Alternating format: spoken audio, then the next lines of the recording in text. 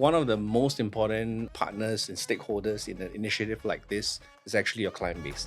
So before we implemented it, we went to the clients to say, hey, this is what we're thinking of. What do you think? I mean, our promise to you is that if something really urgent comes up on Friday afternoons, our consultants will drop what they have. We will manage the situation.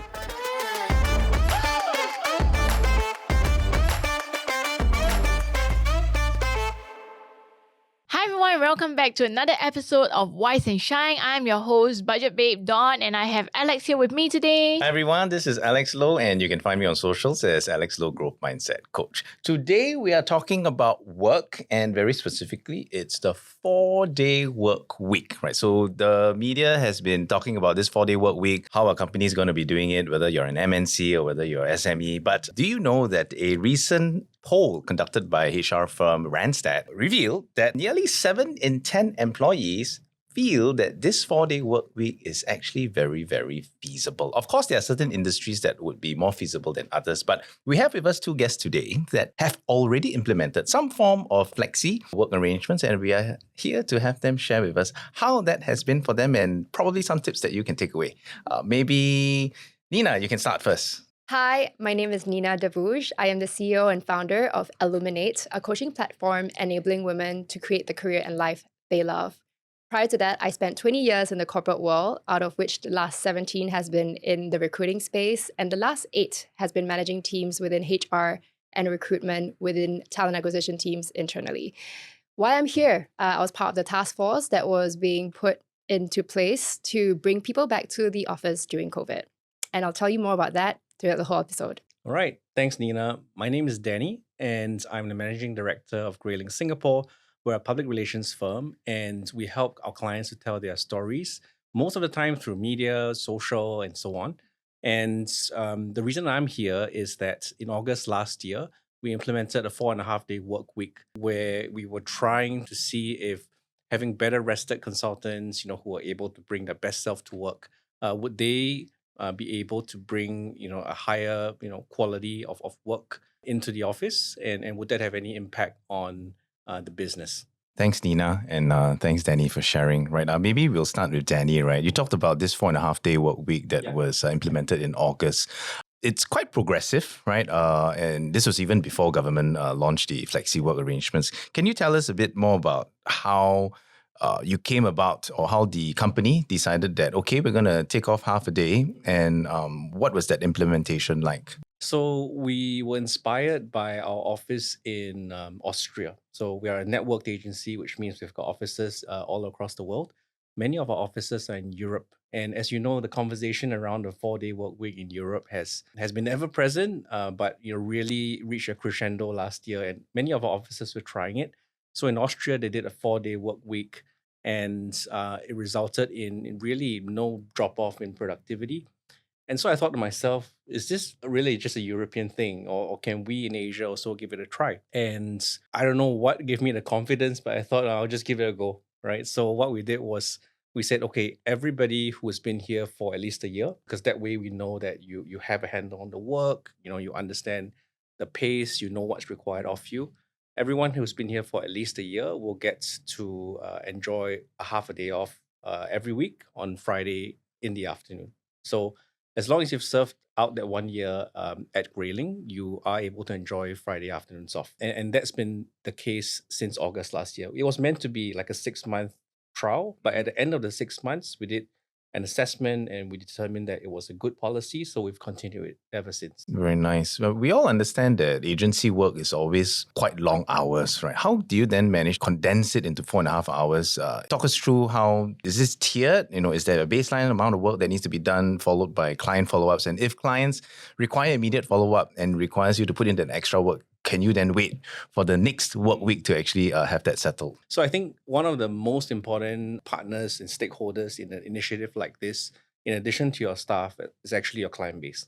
So before we implemented it, we went to the clients to say, hey, this is what we're thinking of. What do you think? I mean, our promise to you is that if something really urgent comes up on Friday afternoons, our consultants will drop what they have, right, and go in and service. In the same way that on a weekend, if something really, really urgent and, really urgent is not subjective, it's objective. It means that, there's a fire somewhere, there's a loss of life or something like that. Then we will drop everything and we will manage the situation. So we went to clients and clients said absolutely supportive. So we went to 10 clients and all 10 said, yeah, you do you. And so with that confidence, we kind of implemented it and we found that it worked. Any other sort of like initiatives as part of the work that you've also implemented, for example, remote work or hybrid work? Yes.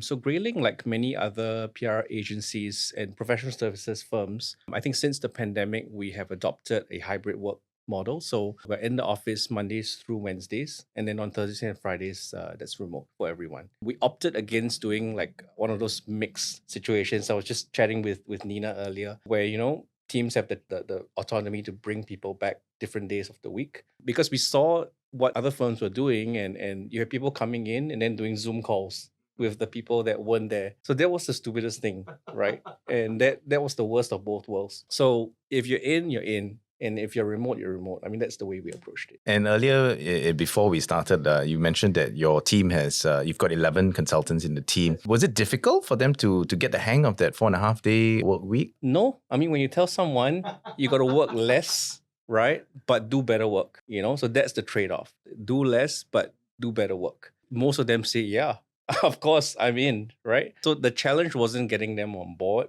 or to get them to adapt. I mean, they knew they had to, because at the end of the day, we were measuring the performance of the work coming out, the performance of the agency. And as long as those two things were positive, we felt we could continue. And what potentially could be stopping you from pushing it to a 4-day work week as opposed to currently keeping it to a 4.5? I need something from somewhere to tell me that, this cool. No, I'm just kidding. Divine intervention. There is actually nothing that says, you can't push this any further. But I feel like right now we have been able to hit on a nice kind of balance, right? This is cadence. This is just nice, yeah. I mean, the amount of the talent churn has been it was always low, but it's now, we've had one departure, right, in the entire, 14 months since the initiative began, which is very low by agency standards. And typically, you would see 20 to 40% churn in a year. I think that's not uncommon in our industry.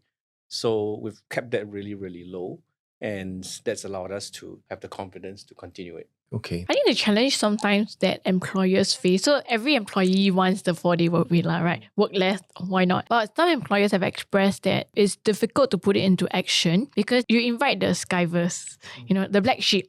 And then it ruins it for everyone else. Someone else or another team member has to pick up the workload that the other person did not finish. Did you all face this in Grayling, and how did you navigate around it? So I think we were quite fortunate in the sense that everyone was able to step up. And, we've obviously within the team, you have some that are high performers and some which are low performers. I think that what was very interesting was one of the metrics we used to track how well this initiative was doing was absenteeism. So how many days of MC you take in a month. So we compared the 6 months prior to the initiative and the 6 months after the initiative.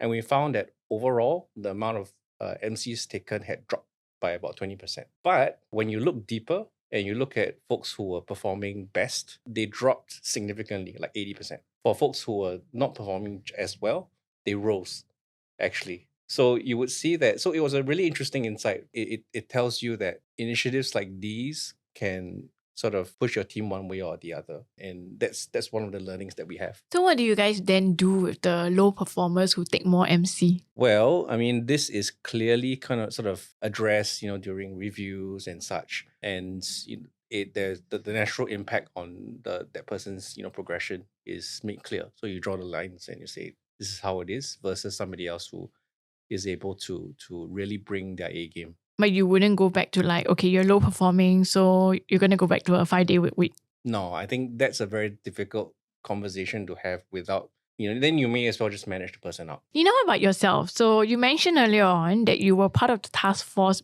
involved in bringing everyone back. And earlier this year, Jeff Bezos got a lot of flack for publicly saying to Amazon employees, come back or your job is gone. How did you manage that sensitively in your previous role? Well, to be very fair, I think in Asia, the culture was we wanted to come back to begin with.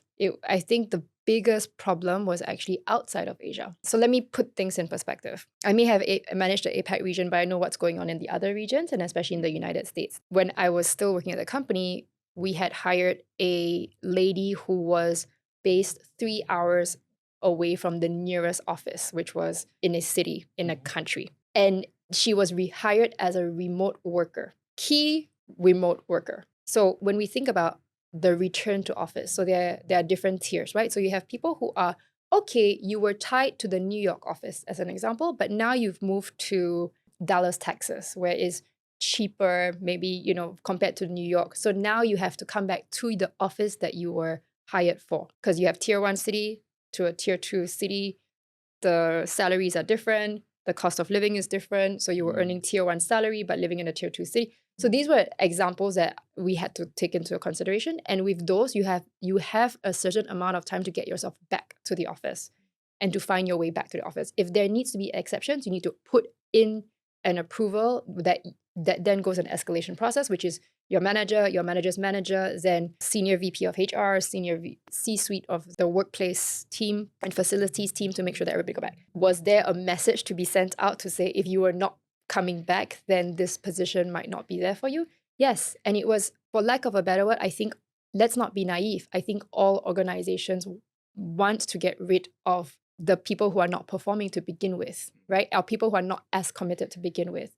Now, Jeff Bezos, in my opinion, I think the 5-day work week, I wouldn't say extreme, but I think that's what he needs for his organization. But on top of that, not only did he do the 5-day work week, he trimmed the entire, a lot of the mid-level management on top of that. So I think it was a bit of a double whammy, right?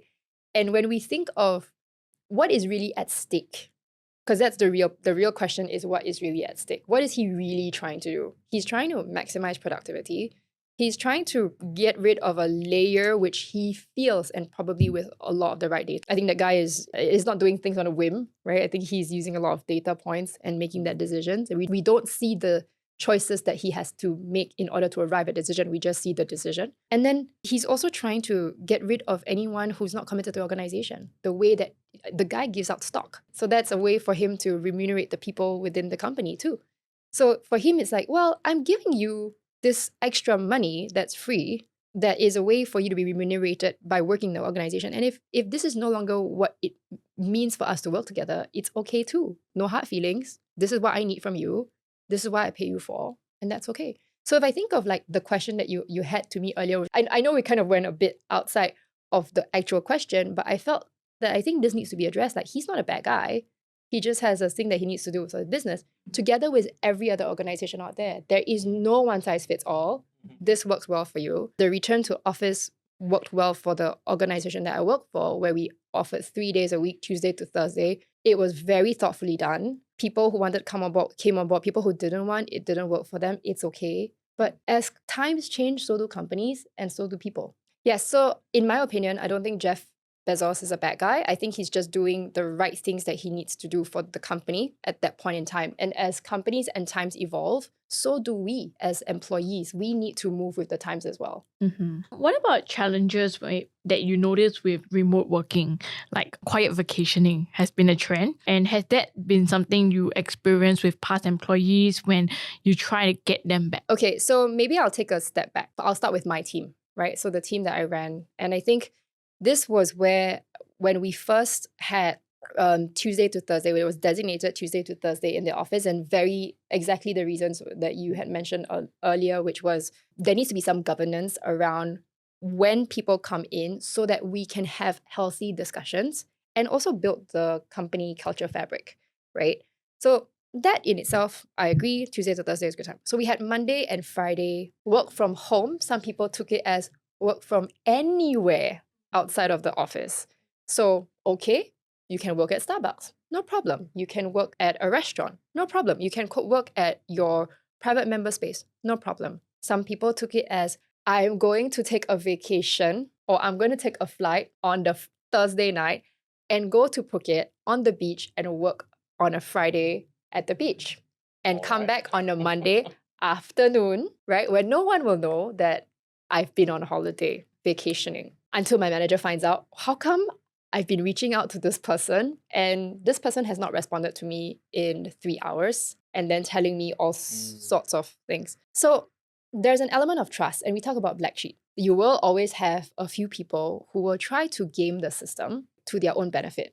Once you know the rules, you know how to play the game. Do I agree with it? No. But will I confront it? Absolutely. So in my team specifically, I had to confront this conversation with one person. And this had to escalate to batch tabs, to Wi-Fi, where were the IP addresses. So it came to the point that we knew where the person was, which was not in Singapore. And that became a very tough conversation to have, because it was like, if you had just told me, we would not be having this issue. If you had just said, hey, I just want you to know, I'm going to be working from Phuket. I'm available this time to this time, I would have had no issues with it.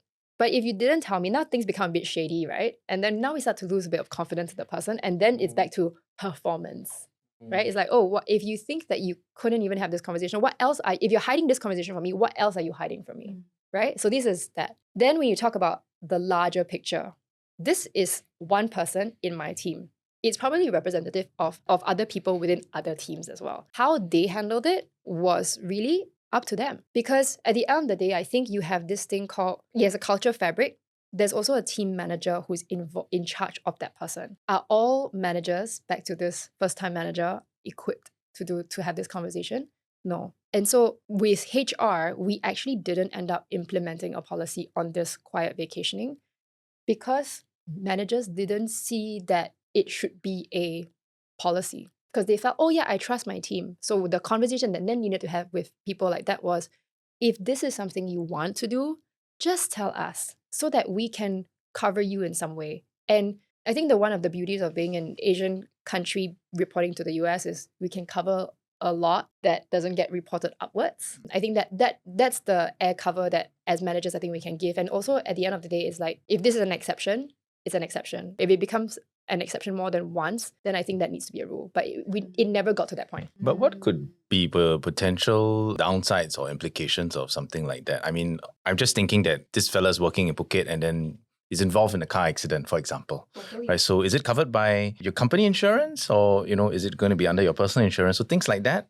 Anything else that could potentially come up? No, I mean, you're absolutely right. I think the other thing is then, like, is the person actually doing work, right? So we talk about, like, big picture, right? Oh yeah, but is the person actually delivering? And unless you're in an actual sales role, which is super hardline, you can see very clearly the number, the revenue, with other roles, I find it's harder to measure in terms of like impact to revenue, impact to profitability, and the rest is deliverables. So if you think of like, okay, I need you to have finished this task at this date, and if the person finishes it on Thursday, there's nothing else you can do about it, right? But if the person says, I'm going to deliver on Friday, and the person's in Phuket or somewhere else, then you better be delivering on Friday. If not, it's a different conversation to be had. So I think if I think of like what's the real impact to the work is, are you delivering? Because if you're not delivering, it's a different conversation. I think that doesn't matter whether it's in the office, at home, on a beach somewhere. I think phone calls also make a difference, because if you're based in a role where you have to make phone calls, you may not want to incur all those IDD charges when you're overseas. So you might be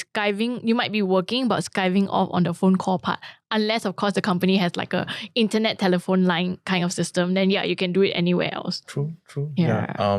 Danny, any similar experiences, whether it's Is quiet vacationing a problem at in Grayling your or firm? even in a previous company? No, I mean, I maybe I don't know about it. That's why it's quiet. Yeah.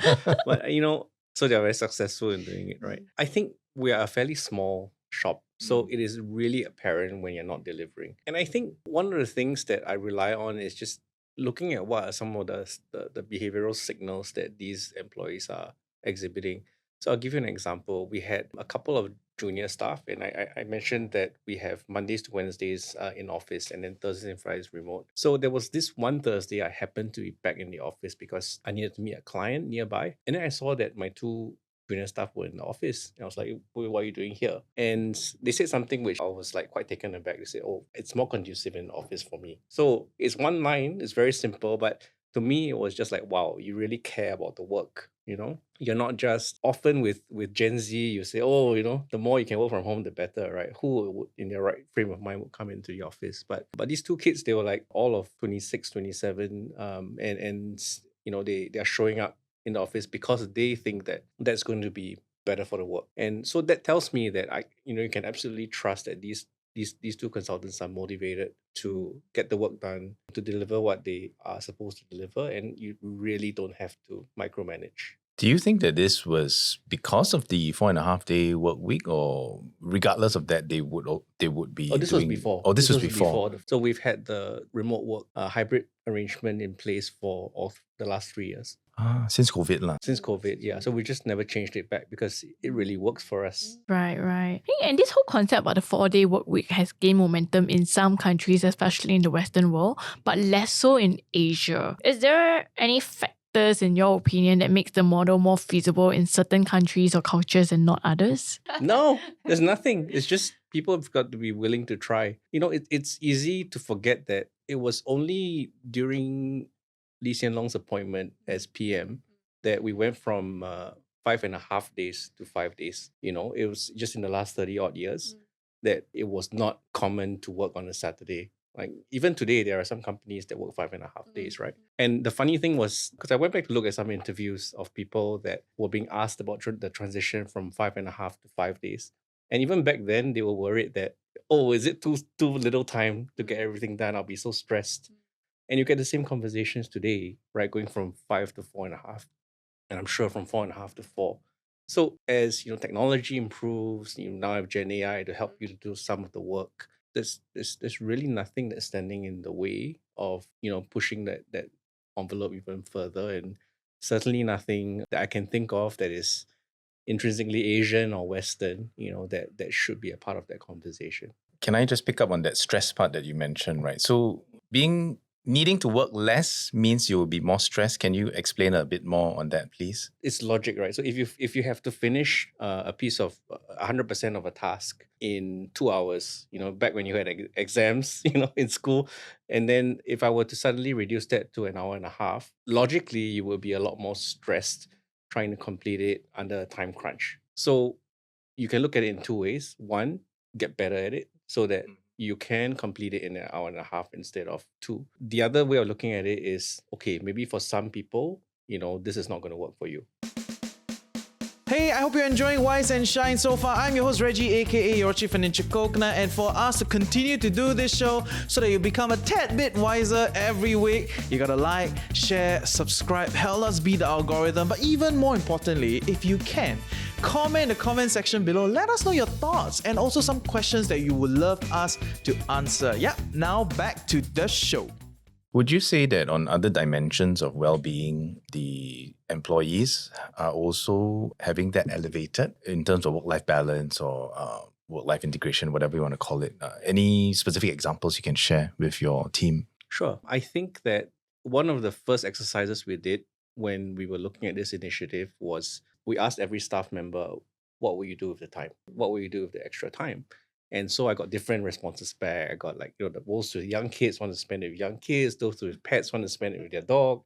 So one of them taught the dog to swim because they went for lessons on Friday afternoons. The other one, we had one consultant who just turned 1 year 2 weeks ago. She went for a facial. That's the beauty of time. You can do what you want with it. And as long as it gives you some satisfaction because maybe you learn something, you enjoy yourself, you build a relationship, time is really the only currency that counts at the end of the day, right? And it's one of very few things that we as a firm, we can't compete based on salary all the time. We are a fairly small firm. So this is one of the ways that we felt we could give back to our team. Is that consciously talked about? So for example, the week after, you tell people what you did in that additional half day. Is that part and parcel of that work culture that you've established in the last year? Yeah, we have lunch together as a team. So Monday, Tuesday, Wednesday, we have lunch together because that's part of the the whole being more intentional. When you're in the office, you got to make the most of the benefits of being in the office, and when you're at home, you got to make the most of being remote. So we reduce the number of calls and meetings when you're remote, and we increase them when you're in the office. That sort of thing. We've had to increase. One of the things we did was we increased the number of team meetings that we had to weekly. So previously it was every couple of weeks or every month, but then we increased it to weekly just so that there's a point of a touch point. Well, it looks like morale has gone up definitely quite a lot since this was implemented. I'd like to think so, but I'm not the person you should ask, right? You should ask anybody out there that's working. I would think so, because the thing about the pandemic was that when everyone was confined to their own home during the lockdowns, the loneliness stats was like spiking, right? Because you're only dealing with your family, you don't get to build that relationship with your colleagues. And one thing I've learned in my career is that when you have a relationship with your colleagues, it makes working a lot easier. Because like when a problem happens, your colleague knows, even if you're not in the right frame of mind to frame your question nicely, they won't get hurt. Because they know you're just here to like protect them, to help to get it solved. But if you don't have that kind of relationship, it's very easy for all the misunderstandings to happen. Like, why are you micromanaging me? Do you not trust me? And all of that can really affect the entire work culture. And in the past, we used to build this in the office, right? But then we had to learn how to build this remotely during the pandemic. And industries or companies who succeeded at that was able to not come back to the office or not 100%. And those who failed had to then really go back to how do we build it in person. Yeah. And you know what you talked about just now, this whole idea around like, okay, when we're together, then we increase our interactions together, our touch points. Yeah. And then when we are not together, which is when we work away from it, it's like, okay, let's reduce the number of meetings that we had. Is this whole concept of like heads up, heads down that we implemented in the organization, which was, okay, heads up are the days where we are together. Where together means like, hey, teach me this. Oh, hey, what a cooler conversations. Hey, yeah, like anything means you make yourself available to everybody around you. Heads down, which is a Monday and Friday, is, okay, what admin, what strategic thinking time do I need? You know, all of this. Okay, catch up on all this part. Okay, US is not open yet on Monday. So it's like, oh, I have all these things to get on top of because we get emails on a Friday, right? And then so on the Friday, it's like, oh my God, I've spent all my energy Tuesday to Thursday. I just need to like regroup and finish out my admin for the client. Okay, then let's go, you know. It is because you have, I think one of the things that we've also started to discover is the introversion, extroversion of people. It's more pronounced now since the pandemic, and it's almost like it's accepted to talk about. Whereas before, you know, when we see, oh, what makes a great leader? Oh, someone who's super extroverted and like, yes, like this, super charismatic. But no, there are a lot more quiet, introverted leaders these days. And I think the pandemic has really shown that, I mean, at least for us, we started to see more of that. We were like, oh, wow, we didn't really even think that this was a thing. I love that. Such a great tip for any organization who might Heads be up, heads thinking down, right? Yeah, I love it. Heads up, heads down. And it makes perfect sense, right? Because if you are always in office or you're always talking, you really don't have that time to do your heads down work. And that's where it easily eats over to OT or on the weekend. But when you make it very deliberate, heads up, head down, and everyone works together on it, you get things done in a shorter period of time. So would you have client meetings or client engagements during a heads up or heads down day? Heads up days. In the same way as how, okay, like if I think of anyone who was new to working, like, you know, we have multi-generational workforce. That was a long one. And if you have anyone who's new coming to the organization or new, how do they learn on the job, right? That they will learn the most when they are paired up with a buddy sitting right next to them. That's when you do all the heads up, like, come, follow me, shadow me, right? That's when they learn through osmosis. If we are purely remote working, and this is why I can understand why organizations say, come back 5 days a week, because you know what? We're not moving as quickly as we should be pre-pandemic maybe, or, you know, we have more people in the workforce today than because we've hired them over the pandemic. I understand. I get it, because you want people to learn. You want people to assimilate into the culture, and where best to learn that culture, where best to have this common language, right, is being together. But do you need it every day? I don't think so. Actually, I did, you know, I hear exactly what your colleagues were saying. I have a more conducive environment in the office. I actually go to the office on Mondays and Fridays when nobody is around me, because I actually felt I can't have my helper being at home vacuuming the floor and me trying to think. I need space to think. So then what about leaders walking the talk, right? So if you tell people don't come in on Mondays and Fridays, and then you yourselves are coming in Mondays and Fridays, how do you balance that conversation, or how do you communicate that? For me personally, I tell them in the same way as how I would also tell them, like, hey, if I'm sending you an email outside of regular office hours, it's because that was the only time I had to catch up. Like, I'm a mom, okay? I was working in Singapore office, reporting into the US. My reporting line is into the US. that means that I am up at 5 o'clock, sometimes in the office by 6:30 a.m. to be on a 7 o'clock call. By 11:30, I punctured already lah. You know, on my meetings back to back, right? Like I have no more energy. So what does that mean? Meaning at sometimes even 11 o'clock, I'm like, hey, I'm gonna have an early lunch. I'll see you later. So I'll walk out. I'll walk out for maybe 1.5 hours just to be by myself, to regroup, to recharge, right? And then I will come back, finish up whatever I have to do, catch up with everybody. 4 o'clock, I want to get out. Why? Because I started work at 7. I'm dead. I have no more energy to give. And so I then go home, recharge, be with my son, right? Be with my family, have dinner, catch up on top of everything else when I put my son to bed at 9 o'clock. What emails do I need to catch up on? Oh, forgot, 10 o'clock meeting. Okay, fine. Get up on my 10 o'clock meeting. Sometimes, I mean, and that happened a lot for a good three years. So if for me, if I were to tell my team, hey, look, the only reason why I come in is because I need that headspace. You don't have to. The only reason why I'm sending you emails outside of office hours is because that was the only headspace I really got because of all this heads up time and all this energetic. I mean, you can see I'm very energetic, right? But my Duracell battery needs recharging. And it's okay, people understand. And I'm very clear with them. If I message you, I don't expect you to respond. And actually, it's in my email. Signature. Yes, please only respond tomorrow. I had a client who had that in the email as well. So the client was based in Australia, and I can't remember the exact line. It was so eloquent. It was something about how I'm replying you at a time convenient to me. Please do not feel obliged to reply immediately, or if it is out of your working hours. Yeah, and I thought like, wow, this is like amazing client, man. Because usually in Singapore, sometimes I think the expectation is that if I send you, and I have seen sometimes when I deal a lot with clients, and in my role, nowadays I deal more with escalations rather than a lower level. And every escalation to them is urgent. They can send at 7:30 and then they'll write in a complaint. So 7:30 or 6:30 Friday, they write in a complaint on Monday and say, no one responded to me for 3 days straight. And I'm like, okay, everyone will knock off work. So I had to come then down and explain, it's actually not 3 days. It's only been 2 business hours. And our policy here is within 24 business hours, you will definitely get a response. You emailed when no one was around already. And we don't make our employees work on weekends because in our role, we work with the government and the government doesn't work on weekends. They shut off as well. And then, like, just calming them down. But some people get it and some don't. And I think like the more of such people you have, the more toxic and dangerous the culture becomes. And it's really us on the other side who have to constantly, calm them down, pull them back. Only then I think the culture can work. If not, it's going to be very stressful. Imagine 11 p.m. emails. I used to have a boss who would email me at 3 a.m. my time and expect me to respond at 6 a.m. Yeah. Can you please get this to me? And I'm like, no.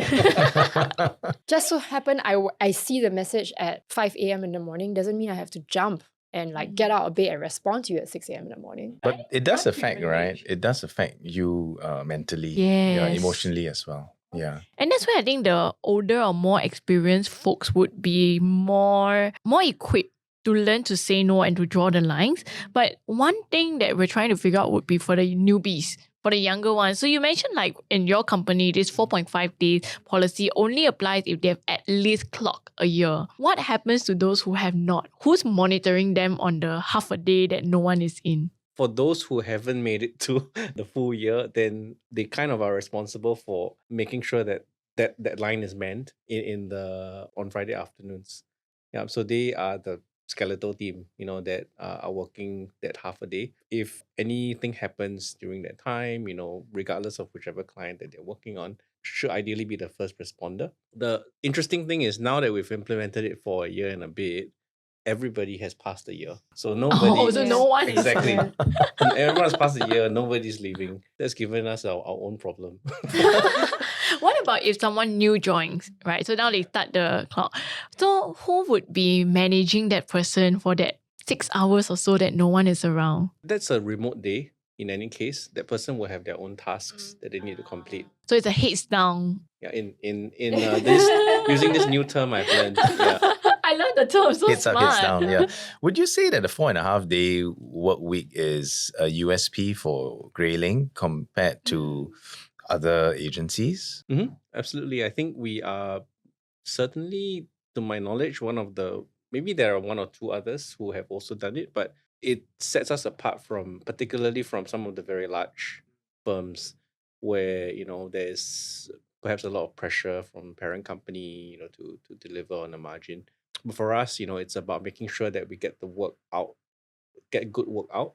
And that's resulted in us, getting some industry recognition as well on the creative front.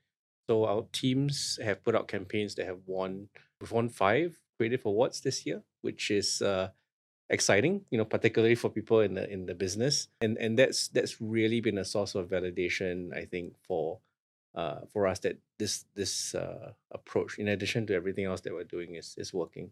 I'm just gonna jump on that because I really love this. And even before the pandemic, I remember I worked with a supplier who was a recruitment agency, and they actually have this thing called ROWE, results only work environment.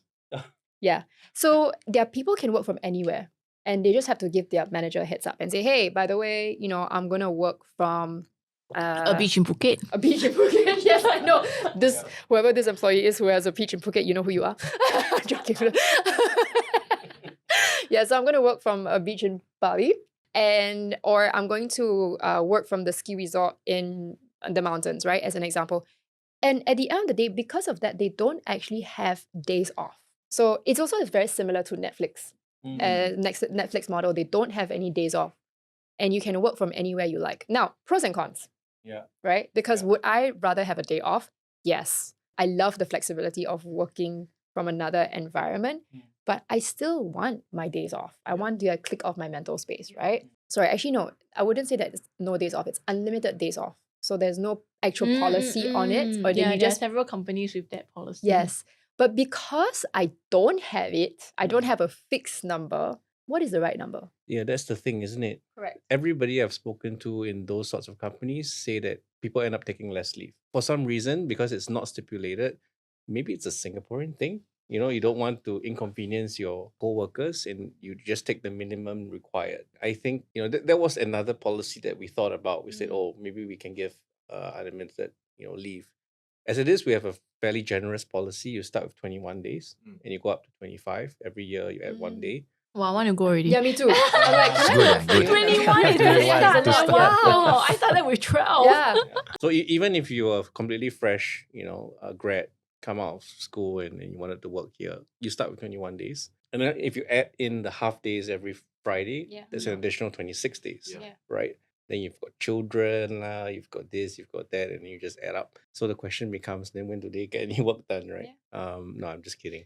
They do find a way, because the thing is that, at the heart of it, what we're doing is a creative endeavor. We're not making widgets, right? So because of that, you have to be at your absolute best when you show up. That's when your brain is firing, that's when you're able to create a campaign that is so interesting and different and cut through. And, for sure, if you think back to the moments in your own career where you were performing at your best, where you can achieve flow state, I mean, when were those moments? Chances are when you are not worried about the new dog you have at home, when you're not, overly overweight, when you're not, all these things, right? All these other aspects of life are attended to. That's when you do your best, isn't it? So if we can create that situation for you or help you achieve that in any way, then that can only be a good thing. I think our listeners will be thinking, Danny, are you hiring? Looking for a job? Sounds like a great place to work. I am. He's hiring. He's hiring. So we'll drop that in the link later. Yeah, I think it's been very insightful. And I think the gist or the conclusion that we're getting out of this is that it's not impossible. I'm hearing some repeated factors, which is trust, communication, and above all, get the work done.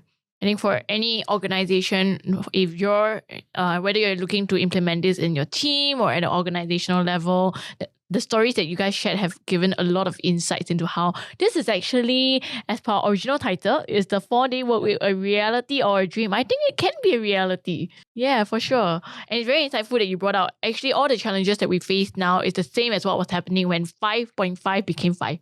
And now 5 become 4.5. Then 30 years from now, it'll be 3.5 3. days, huh? Maybe 3. Maybe 2. 3? AI, we design an AI to work 2 days for us and then we go and do the other 2 maybe days. that- Yeah, so that's been very insightful. All right, so to wrap things up, maybe we can go round table with one takeaway per person. I've said mine, so you're next. Actually, for me, it's really about the shadowing and mentoring bit. So if bringing people back into the office allows you to build that culture through the mentoring and shadowing, it actually creates smoother communication and stronger bonds with the organization. I guess one question that I had with that was, what if there are no roles that are similar, right? Then how are you going to shadow? Did you encounter that? Yeah, so what we did, there was a role that was created in my team, actually, that nobody had. That's someone that nobody had in the office, but we had in other offices. So what we did was we did time with technical expertise with the others who've been there before us. And then as for the rest, it's shadowing on culture. Yeah, tell us, like, okay, how does things work? Okay, then having a buddy who then becomes the person who lights the way for them in the organization. And especially because I think we talked about it in the first 100 days, you need to map out your stakeholders and the people you need to work with, and they mapped them out for them. So the buddy mapped it out for the I like that. stakeholders, So yeah. it's shadowing for culture, not just shadowing for specific Roles. hard skills or roles. Very nice. Correct. And then especially because it's companies in Asia, specifically when you have a HQ somewhere else, very rarely do you have the first role. You might have the first role in the region, but you might not have the first role in the company. So then the culture piece becomes even more important. For me, clearly 4.5 day week is possible. I actually came in with a very different stance. I actually don't think that the 4-day work week is possible in Singapore, only because of the fact that the government actually wants us to be more productive because human beings are our only resources.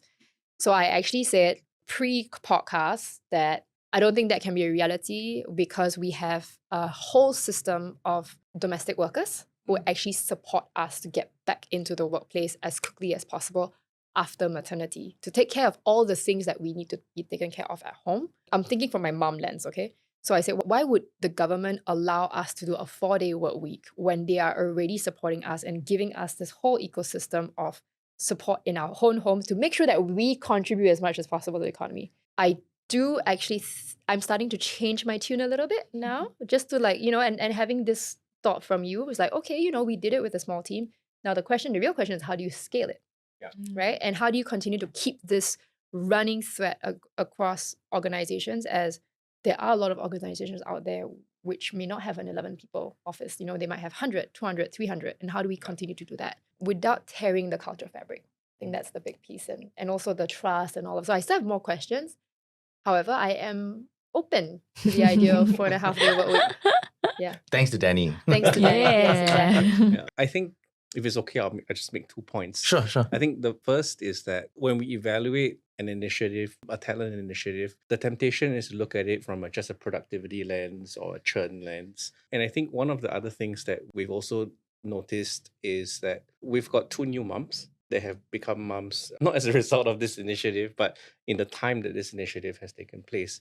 And when I think about the decision that person must have gone through, okay, I feel ready, I feel supported, I feel like this is a place that I can have a life milestone, a life transition in, and I'll be okay. I want to say that maybe that has a small part to play in creating an environment where people feel comfortable. And I see that as success.